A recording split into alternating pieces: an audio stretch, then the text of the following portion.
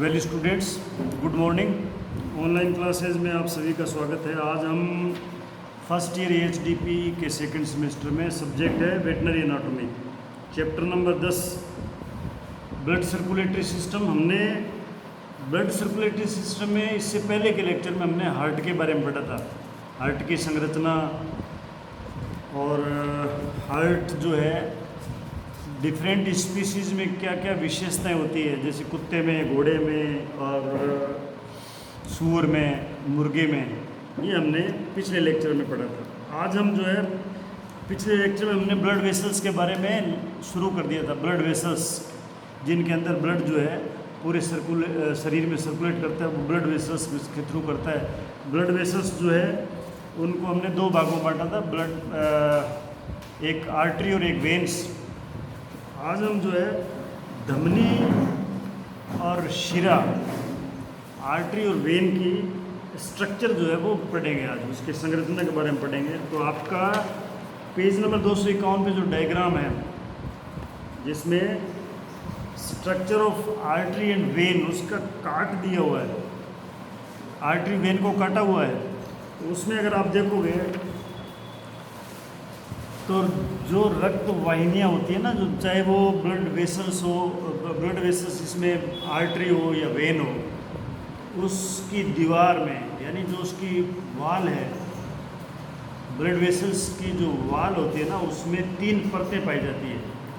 उसमें 3 परतें पाई जाती है मुख्य रूप से। वो परतें कौन कौन सी है? ट्यूनिका इंटीमा, ये सबसे अंदर की सतह है, ट्यूनिका इंटीमा। उसके बाद में आती है ट्यूनिका मीडिया, इंटीमा के ऊपर मीडिया आती है, ट्यूनिका मीडिया। और सबसे लास्ट में जो है ऊपर की साइड में वो होती है ट्यूनिका एडवेंटिशिया, एडवेंटिशिया। तो ये आप डायग्राम में देख के ना, इसको जिस तरह से मैं बताऊंगा वैसे आप डायग्राम में देखते जाओगे साथ में, तो आपको ये समझ में आ जाएगा कि ये इसके अलग अलग 3 लेयर कौन कौन सी होती है। तो सबसे पहले हम देखते हैं ट्यूनिका इंटीमा। ये आंतरिक स्तर है, सबसे अंदर वाली सतह लेयर है ये, यानी किसी भी आर्टरी या वेन की सबसे अंदर, उसकी दीवार के सबसे अंदर की जो लेयर है उसको बोलते हैं ट्यूनिका इंटीमा। और ये ट्यूनिका इंटीमा फिर 3 भागों में डिवाइड होती है। इस ट्यूनिका इंटीमा के भी 3 भाग हैं, यानी इंडोथीलियम अंदर की लेयर, उसके बाद में बेसल लेमिना वो उस इंडोथीलियम के ऊपर है, और इंटरनल इलास्टिक टिश्यू, ये इंटरनल इलास्टिक टिश्यू भी है। तो ये 3 लेयर उसकी है, किसकी? ट्यूनिका इंटीमा की। सेकंड लेयर जो है वो है ट्यूनिका मीडिया, यानी ये मध्य स्तर है, और इसके भी 3 भाग हैं। सब पहले स्मूथ मसल लेयर आएगी, फिर आएगी कोलेजन टिश्यू, उसके बाद इलास्टिक टिश्यू। तो आपको क्रम से याद करना है कि पहले कौन सा लेयर आएगी, फिर कौन सी टिश्यू आएगा, फिर कौन सा टिश्यू आएगा। तो ट्यूनिका मीडिया जो है इसके 3 भाग होते हैं, ट्यूनिका इंटीमा के 3 भाग होते हैं। अब ट्यूनिका एडवेंटिशिया इसके 2 भाग होते हैं। ट्यूनिका एडवेंटिशिया जो तीसरी लेयर है, ऊपर वाली लेयर, उसके 2 भाग होते हैं। एक्सटर्नल इलास्टिक लेमिना, यानी एक्सटर्नल जो बाहर वाली है वो एक्सटर्नल इलास्टिक है, फिर कनेक्टिव टिश्यू है, मतलब एक्सटर्नल इलास्टिक लेमिना के बाद में कनेक्टिव टिश्यू है। यानी ये तो इनकी लेयर हो गई। दीवार जो है उसकी वाल जो है वो उसमें 3 लेयर होती है। 3 लेयर के बाद में हर लेयर के 3 भाग हैं, लेकिन लास्ट वाली जो ट्यूनिका एडवेंटिशिया उसके 2 पार्ट हैं, 2 भाग होते हैं। अब शिरा जो होती है, वेन्स जो है मोटे मोटे तौर पे आपको बताता हूँ कि वेन्स जो होती है वो शरीर के विभिन्न अंगों से डीऑक्सीजनेटेड ब्लड, यानी वो ब्लड जिसमें से ऑक्सीजन उपयोग में लेने के बाद में कार्बन डाइऑक्साइड मिला दी जाती है उसमें, वो ब्लड जो है वो शिराएँ या वेन्स जिसे बोलते हैं, वो सारे शरीर से इकट्ठा करके हार्ट के राइट एट्रियम में पहुंचाती है। राइट एट्रियम का मतलब है दाहिना अलिंद। दाएं अलिंद में पूरे शरीर का ब्लड जो डीऑक्सीजनेटेड होता है, जिसमें ऑक्सीजन को यूज़ कर लेते हैं टिश्यूज़ और उसमें कार्बन डाइऑक्साइड डाल देते हैं, वो ब्लड जो है वो सारी शिराएँ जो है वो लेके आती है इसको। और इसके अंदर जो है वाल होता है, इसके अंदर एक हर शिरा में वाल पाया जाता है, वाल, ताकि ब्लड जो है वो वापस एक बार हार्ट में जाने के बाद में फिर वापस नहीं चला जाए, इस तरह की इसमें पोजीशन की हुई है वाल के द्वारा। वाल जो है वो आर्टरीज में नहीं पाए जाते हैं, आर्टरीज में वाल नहीं होते हैं, लेकिन शिरा के अंदर वाल होते हैं और वो इन वाल में भी तीनों लेयर पाई जाती है। जो लेयर आपने दीवार में देखी ना, वो तीनों की तीनों लेयर इस वाल में भी पाई जाती है, लेकिन ये महीन होती है, थिन होती है, पतली होती है, क्योंकि इसमें मस्कुलर और इलास्टिक टिश्यू की कमी होती है। जो वाल होता है ना, वाल के अंदर वाल की जो लेयर है, लेयर तो तीन होती है, लेकिन उसमें मस्कुलर और इलास्टिक टिश्यू जो है उसकी कमी होती है, इसलिए वो थिन होता है, थिन होती है। ट्रंक का मतलब होता है जो महाशिरा जो है, महाशिरा वो ट्रंक है जिससे आगे में शिराएँ फैलती है पूरी। तो उस ट्रंक को छोड़ के लगभग सभी शिराओं में कपाट पाए जाते हैं, वाल पाए जाते हैं, जो शिराओं में बहने वाले कम दाब वाले रक्त को वापस जाने से रोकने में सहायता करते हैं। यानी कम दाब पे जो रक्त जाता है वो अगर वाल नहीं हो तो वापस आ सकता है, इसलिए उसको वापस आने से रोकने के लिए उसमें वाल पाए जाते हैं। सिर्फ ट्रंक में वाल नहीं पाए जाते। ट्रंक का मतलब समझते हो सबसे मोटी शिरा, वो ट्रंक बनाती है जिसको, उसमें वाल नहीं होते हैं। बाकी हर, अब आपको ये भी एग्जाम में पूछा जा सकता है कि शिराओं में कौन सी शिरा में वाल नहीं होता है, तो वो ट्रंक में वाल नहीं होता है। ट्रंक जो है ना, शिरा का ट्रंक वाला भाग जो है उसमें वाल नहीं होते हैं, अदरवाइज हर शिरा में वाल पाए जाते हैं। वाल जो है किससे बने होते हैं, वाल जो किससे बने होते हैं ये भी आपको एग्जाम में पूछा जा सकता है। वाल जो है ट्यूनिका इंटीमा के इन फोल्डिंग्स, ट्यूनिका इंटीमा जो है, जो अंदर वाली लेयर है, ट्यूनिका इंटीमा जो है, अभी मैंने आपको बताया था कि जो ब्लड वेसल्स है उसमें दीवार में जो सबसे अंदर वाली लेयर है उसको ट्यूनिका इंटीमा बोलते हैं। उस ट्यूनिका इंटीमा के अंतर्वलन यानी इन फोल्डिंग्स, यानी वो जो ट्यूनिका इंटीमा है उसमें फोल्ड बनते हैं, ट्यूनिका इंटीमा की लेयर में फोल्ड बनते हैं, उनको उनसे क्या है ये वाल बढ़ते हैं। वाल कैसे बढ़ते हैं? ट्यूनिका इंटीमा के अंतर्वलन से। अंतर्वलन का मतलब है इन फोल्डिंग से। तो ये भी आपको याद करना है कि ये इन फोल्डिंग्स कहाँ पाए जाते हैं, तो ये ट्यूनिका इंटीमा में पाए जाते हैं, जिससे कि वाल बनते हैं। अब एक आता है एनास्टोमोसिस और एनास्टोमोसिस, यानी इस एनास्टोमोसिस का क्या मतलब है? एनास्टोमोसिस जब एक आर्टरी की शाखा दूसरी आर्टरी की शाखाओं से जुड़ती है, यानी आर्टरी से जब आर्टरी जुड़ती है ना, एक आर्टरी की शाखा से दूसरी आर्टरी जुड़ती है, तो दो आर्टरी जब जुड़ती है तो उसको एनास्टोमोसिस कहते हैं। ये मतलब आपस में जुड़ाव होता है एक प्रकार का, इसको एनास्टोमोसिस बोलते हैं। तो ये एनास्टोमोसिस भी एग्जाम में पूछा जा सकता है। अब आपको जब आप आर्टरी और वेन के बारे में पढ़ेंगे तो इसका मोटा मोटा चीज़ ये है कि आर्टरी जो है, आर्टरी जिसे धमनी बोलते हैं, उस धमनी में शुद्ध रक्त जो है वो हार्ट से शुद्ध रक्त लेके ये आर्टरी जो है सारे टिश्यूज़ में पहुंचाती है। यानी आर्टरी जो है ये हार्ट से शुद्ध रक्त को लेके, हार्ट से शुद्ध रक्त कहाँ से आता है? शुद्ध रक्त होता है लेफ्ट वेंट्रिकल में। लेफ्ट वेंट्रिकल जब हार्ट जब पंप करेगा ना, तो लेफ्ट वेंट्रिकल से एओर्टा निकलता है। एओर्टा को महाधमनी बोलते हैं, सबसे मोटी धमनी है एओर्टा। उसके बाद में फिर उसकी ब्रांचेज, सब ब्रांचेज और ऐसे निकलती है। तो महाधमनी जो है, उसके बाद में धमनियाँ, तो धमनियाँ जो है शुद्ध रक्त को हार्ट से शरीर के विभिन्न टिश्यूज़ में पहुंचाती है। और वेन्स जो है वो टिश्यूज से डीऑक्सीजनेटेड या शुद्ध ब्लड है उसको लेके और उसको हार्ट में पहुंचाती है। तो ये इनका दोनों का काम हो गया। अब इसमें जो एक एक्सेप्शन है वो मैं आपको आगे बताऊंगा कि एक्सेप्शन क्या है, कि जो पल्मोनरी आर्टरी है, पल्मोनरी आर्टरी जो है वो हार्ट से अशुद्ध ब्लड को फेफड़ों में पहुंचाती है, ये एक एक्सेप्शन है।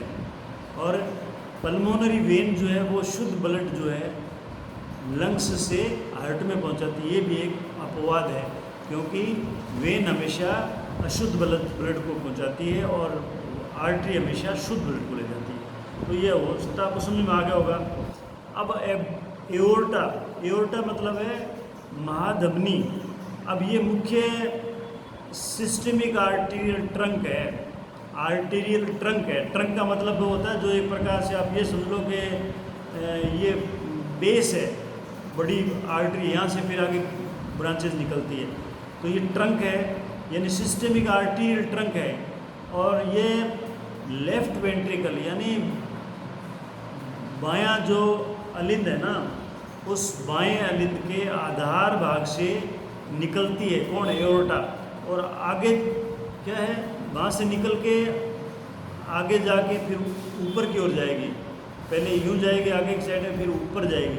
ऊपर जाके पल्मोनरी आर्टरी और राइट ओरिकल के बीच में, पल्मोनरी आर्टरी और राइट ओरिकल, राइट एट्रियम के बीच से निकलती हुई ऊपर व पीछे की ओर बढ़ती है। ऊपर बढ़ेगी फिर पीछे की ओर बढ़ेगी। ये इसकी स्थिति है जो आपको ये याद करनी पड़ेगी। इसी प्रकार से जब आप किताब पढ़ोगे ना तो आपको ये याद हो जाएगा कि इसकी स्थिति कैसे कैसे निकलती है ये। अब ये क्या है कि घुमाव बनाती है। जब ये ऊपर निकल के पीछे की साइड में जाती है, घुमाव बनेगा। घुमाव को कैसे बनता है? इसकी कॉन्वेक्सिटी होती है, उत्तलता, वो आगे की ओर होगी और बीच से निकलती हुई ऊपर व पीछे की ओर बढ़ती है। बीच से निकलती हुई ऊपर से पीछे की ओर बढ़ती है। अब जो ये घुमाव बनाती है ना, आर्च बनाती है, यूँ इस तरह से घुमाव, ये घुमाव जो है इसको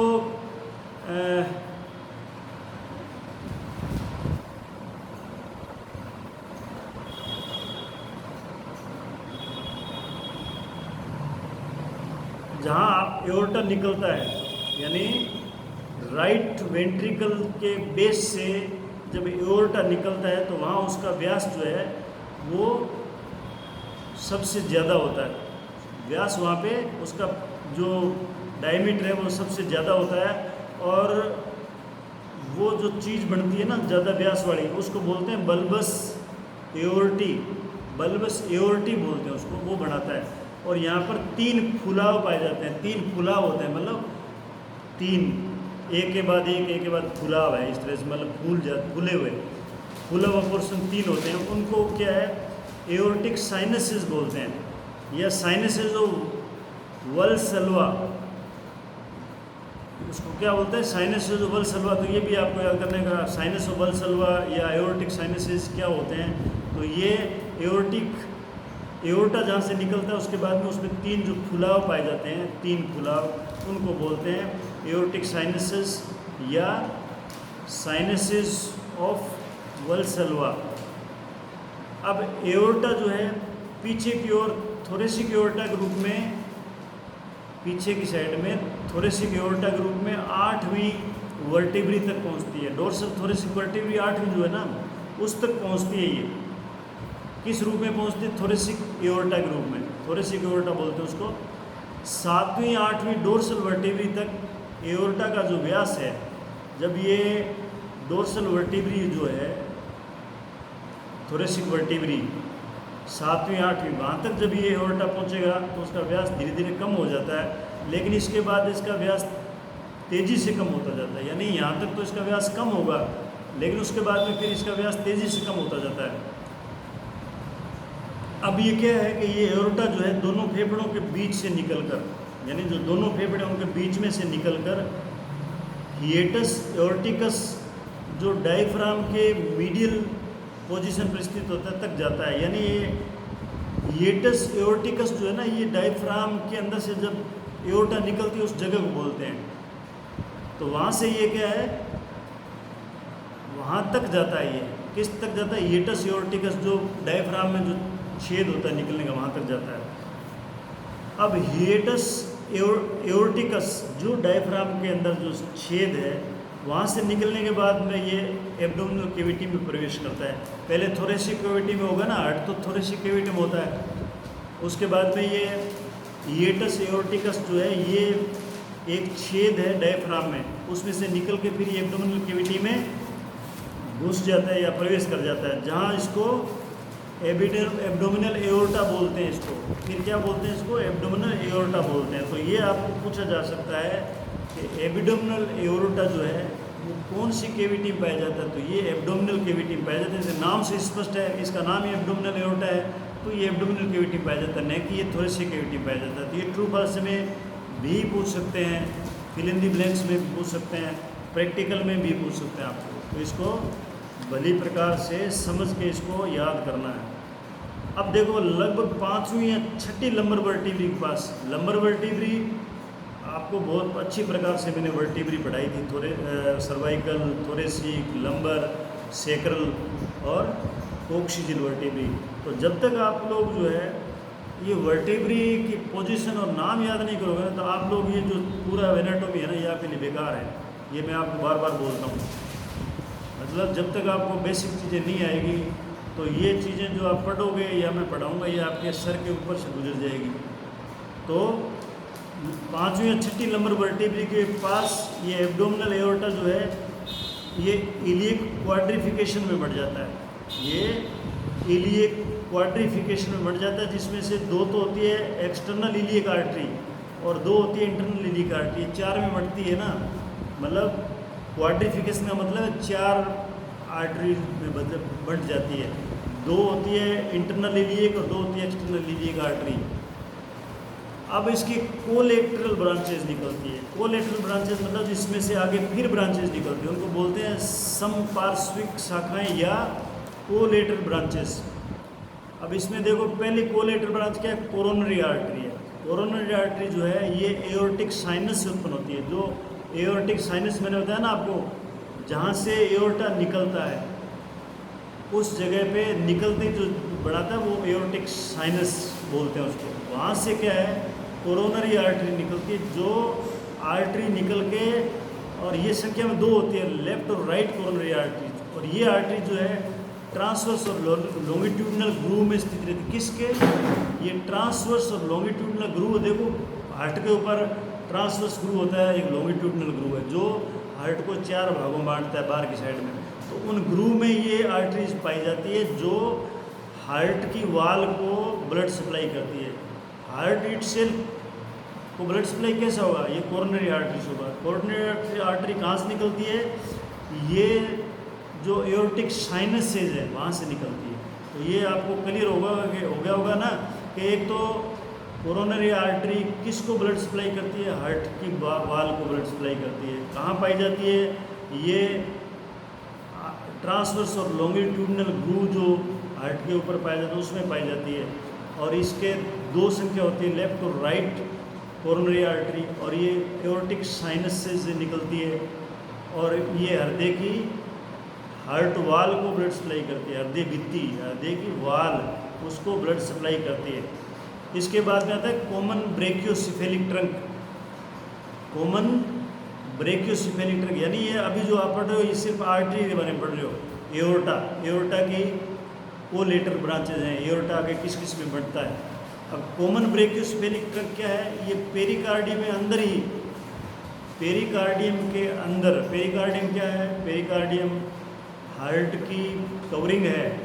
हार्ट के ऊपर जो कवरिंग है ना, झिल्ली जिसे बोलते हैं, वो कवरिंग है पेरिकार्डियम। तो उस पेरिकार्डियम के अंदर जो एओर्टिक आर्च का घुमाव है, कॉन्वेक्सिटी से निकलती है ना एओर्टिक आर्च, तो जो एओर्टिक आर्च का घुमाव जो पेरिकार्डियम में रहता है, उसमें से ये जो कॉमन ब्रेकियोसिफेलिक ट्रंक है ये निकलता है। और ये ऊपर की ओर तथा आगे की ओर जाती है, यानी पहले ऊपर जाएगी फिर ये आगे की साइड में जाएगी। ये second intercostal space.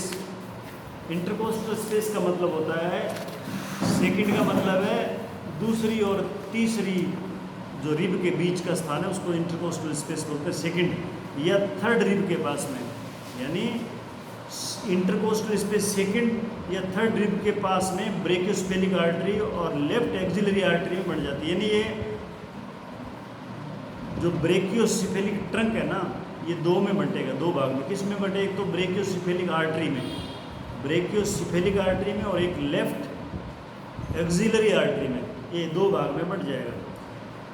Brachiocephalic artery में से, मतलब जो ब्रेकियोसेफेलिक आर्टरी है उसमें से ट्रेकिया के नीचे फर्स्ट रिब के पास, ट्रेकिया के नीचे और फर्स्ट रिब के पास right axillary artery, axillary artery निकलती है। अब ये पोजीशन है इसकी राइट एक्सिलरी आर्टरी की, तथा ये ब्रेकियोसेफेलिक आर्टरी जो है कैरोटिड ट्रंक के रूप में आगे बढ़ती है। इसका जब आगे बढ़ी तो नाम होगा कैरोटिड ट्रंक। कैरोटिड ट्रंक जो है, कैरोटिड ट्रंक ये भी आगे बढ़ के लेफ्ट और राइट कॉमन कैरोटिड आर्टरी में बंट जाएगा, दो भागों में बंटेगा। एक का नाम है लेफ्ट, एक राइट कॉमन कैरोटिड आर्टरी में। और ये जो कैरोटिड आर्टरी है ना, ये सप्लाई करती है शुद्ध ब्लड। किसको करती है? ये चेहरे को, सिर को, मस्तिष्क आदि के विभिन्न हिस्सों को रक्त की आपूर्ति करता है। तो ये आपको एक तो इनका नाम याद करना है, एक इनकी पोजीशन याद करनी है, एक ये ब्लड सप्लाई कौन से पार्ट को करते हैं, शरीर के किस पार्ट को करते हैं। अब आता है तीसरा, ये तो था कॉमन ब्रेकियोसेफेलिक ट्रंक। इसके बाद आएगा एक्सिलरी आर्टरीज। एक्सिलरी आर्टरी जो है इसमें लेफ्ट एक्सिलरी आर्टरी, अब ये left axillary artery common brachiocephalic trunk की शाखा होती है। जो कॉमन ब्रेकियोसेफेलिक ट्रंक हमने ऊपर पढ़ा, उसकी ये लेफ्ट एक्सिलरी आर्टरी जो है वो इसकी शाखा है, जबकि राइट एक्सिलरी आर्टरी जो है ब्रेकियोसेफेलिक आर्टरी की शाखा है। देखो आपने ऊपर दो पढ़ा, मतलब कॉमन ब्रेकियोसेफेलिक आर्टरी और एक पढ़ा आपने ब्रेकियोसेफेलिक ट्रंक। तो अब ये लेफ्ट एक्सिलरी आर्टरी है वो तो कॉमन ब्रेकियोसेफेलिक ट्रंक की शाखा है। यानी अगर आपको पूछा जाए कि लेफ्ट एक्सिलरी आर्टरी किसकी शाखा है, तो ये कॉमन ब्रेकियोसेफेलिक ट्रंक की शाखा है। और राइट एक्सिलरी आर्टरी जो है वो ब्रेकियोसेफेलिक आर्टरी की शाखा है। ये ब्रेकियोसेफेलिक आर्टरी की शाखा है, वो कॉमन जो ब्रेकियोसेफेलिक आर्टरी है उसकी शाखा है, ट्रंक की शाखा है। प्रत्येक एक्सिलरी आर्टरी जो है, दो एक्सिलरी आर्टरी जो कि राइट और लेफ्ट, ये प्रत्येक एक्सिलरी आर्टरी फर्स्ट रिब, पहली रिब और ब्रेकियल प्लेक्सस के पास, ब्रेकियल प्लेक्सस के पास से होती हुई शोल्डर की आंतरिक सतह तक पहुंचती है। जो कंधे की आंतरिक सतह वहाँ तक पहुंचती है। इसके बाद ये ब्रेकियल आर्टरी नाम से जानी जाती है। उसके बाद में क्या है, इसका नाम होगा ब्रेकियल आर्टरी। एक्सिलरी आर्टरी से थोरेसिक केविटी के अंदर, यानी एक्सिलरी आर्टरी जो है वो थोरेसिक केविटी के अंदर व बाहर कोलेटरल शाखाएं निकलती है। इसकी फिर कोलेटरल शाखाएं निकलती है कहाँ पे? थोरेसिक केविटी में। अब इनका ये कौन कौन सी निकलती है? इंट्राथोरेसिक ब्रांचेज निकलती है। इंट्राथोरेसिक का मतलब है जो थोरेस के अंदर पाई जाती है, वो ब्रांचेज निकलती है। वो कौन कौन सी? एक तो कॉमन ट्रंक है, कॉमन ट्रंक बोलते हैं उसको। ये एक्सिलरी आर्टरी से निकलकर जल्दी एक्सिलरी आर्टरी से निकल के और सब कोस्टल, डोर्सल, सुपीरियर सर्वाइकल और वर्टिब्रल आर्टरीज में बढ़ जाती है। इनके नाम है ये। आगे आर्टरी जो है कॉमन ट्रंक के बाद में जो आर्टरीज निकलती है उनके नाम है सब coastal artery, dorsal artery, superior artery, cervical artery, vertebral artery, इनमें बढ़ जाती है। अब इनके अलग अलग कहाँ कहाँ सप्लाई करेंगे वो देख लेते हैं। सब कोस्टल आर्टरी जो है ये पसलियों के बीच वाले भाग को रक्त आपूर्ति करती है। जो पसलियों के बीच मसल्स होती है, इंटरकोस्टल मसल्स, वहाँ आपूर्ति करती है ब्लड की, शुद्ध ब्लड की। कौन करती है? सब कोस्टल आर्टरी। फिर आती है डोर्सल आर्टरी। डोर्सल आर्टरी जो है ये फर्स्ट इंटरकोस्टल मसल्स, यानी फर्स्ट इंटरकोस्टल का मतलब है फर्स्ट रिब और सेकंड रिब के बीच में जो स्पेस है, वहाँ जो मसल्स है उनको बोलते हैं फर्स्ट इंटरकोस्टल मसल्स। और मीडियस्टिनम, मीडियस्टिनम मैंने आप बताया था जो लंग्स के बीच का स्पेस है उसको मीडियस्टिनम बोलते हैं वहाँ पे। और प्लूरा, प्लूरा का मतलब है जो लंग्स के चारों ओर की जो परत है उसको प्लूरा बोलते हैं, तो उसको। और रोम्बोइडियस मसल्स, ये रोम्बोइडियस मसल्स उसी जगह पे पाई जाती है शोल्डर जॉइंट के पास में। और लिवेटर एंगुली मसल्स, ये नाम है मसल्स के जो आपने मस्कुलर सिस्टम में पढ़ा होगा, उनको ये डोर्सल आर्टरी जो है सप्लाई करती है। सुपीरियर सर्वाइकल आर्टरी, ये लेटरल सर्वाइकल मसल्स, जो सर्वाइकल मसल्स लेटरल साइड वाली है सर्वाइकल मसल, यानी गर्दन की जो मसल्स है लेटरल साइड की वो, और लिगामेंटम न्यूकी। लिगामेंटम न्यूकी ये लिगामेंट जब पढ़ाया था आपको पढ़ा चुका हूँ मैं, और उसकी स्किन को रक्त आपूर्ति करती है। ये इसका एरिया है जहाँ पे ये आपूर्ति करती है। फिर आती है वर्टिब्रल आर्टरी। वर्टिब्रल आर्टरी जो है ये सुपीरियर सर्वाइकल वर्टिब्री को जाती है। सुपीरियर सर्वाइकल वर्टिब्री यानी सर्वाइकल वर्टिब्री का जो सुपीरियर पार्ट है ऊपर वाला, वहाँ जाती है। तथा आगे की ओर ये चौथी, पाँचवीं और छठी ट्रांसवर्स सेरियम फोरामिना में घुस जाती है। ये ट्रांसवर्स सेरियम फोरामिना मैंने बताया था कि ये जो वर्टिब्री इनके बीच में फोरामिना पाया जाता है, तो ये चौथा, पाँचवां, छठा ट्रांसवर्स सेरियम फोरामिना उसमें घुस जाती है। तथा वहाँ पर ये आर्टरी एनास्टोमोसिस मतलब मिल जाती है आपस में। एनास्टोमोसिस हो जाती है स्पाइनल कॉर्ड में। किस में हो जाएगी? स्पाइनल कॉर्ड में मिल जाएगी। तथा वहाँ से ये एटलस की रिंग पर दो भागों में विभाजित होती है। एटलस का मतलब है जो एटलस सर्वाइकल वर्टिब्री है। एटलस और एक्सिस पढ़ाई ना आपको। एटलस पहले वाली है, एटलस पहले वाली फर्स्ट जो है वो है एटलस। तो उस एटलस की रिंग पर, यानी उसकी जो रिंग बनी हुई है ना, रिंग के टाइप की, उसके दोनों भागों में विभाजित हो जाती है, दो भागों में बढ़ जाएगी। कौन सी? इंटरनल और एक्सटर्नल, आउटर। इंटरनल जो है वो सेरेब्रोस्पाइनल आर्टरी को जाती है। सेरेब्रोस्पाइनल आर्टरी हो जाती है। आउटर है ये एटलस रीजन की मसल्स को जाती है। यानी ये जो इंटरनल एटलस रीजन की जो मसल्स है उनको सप्लाई करती है। अब इसके बाद में आता है इंटरनल थोरेसिक आर्टरी।